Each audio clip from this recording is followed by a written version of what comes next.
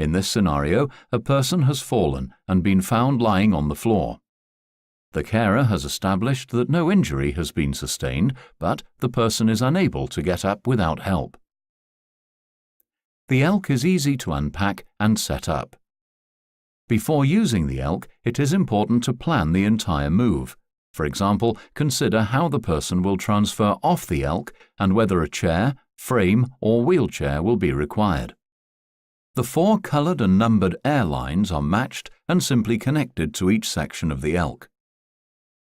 From the recovery position, the ELK is folded under itself and positioned parallel with the person's belt line, ensuring that the air lines are on the left-hand side pointing towards the rear of the ELK.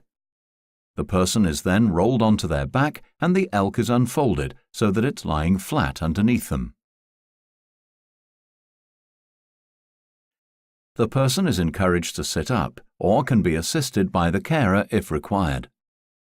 Ideally, the person needs to be sitting centrally on the ELK as close to the back as possible.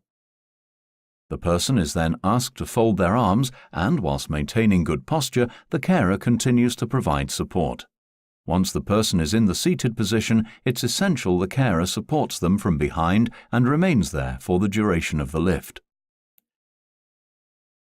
The handset is operated by pressing and holding the numbered buttons in sequence, starting with number 1. The first section of the ELK will now start to inflate. Continue to hold button 1. The airflow will stop automatically once the section is fully inflated. It's important for a safe lift that each required section is full before moving on to the next. Press and hold button 2 to inflate the second section. At the earliest opportunity, the person should be encouraged to bend their knees and bring their feet towards the cushion. Once section 2 is fully inflated, the carer will need to alter their position to maintain adequate control. Press and hold button 3 to inflate the third section. 3 inflated sections will usually be sufficient to enable transfer, but a taller person may need all 4.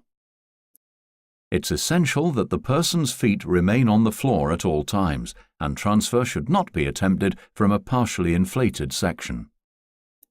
Once the required number of sections have been inflated, the carer can then help the person stand up or transfer.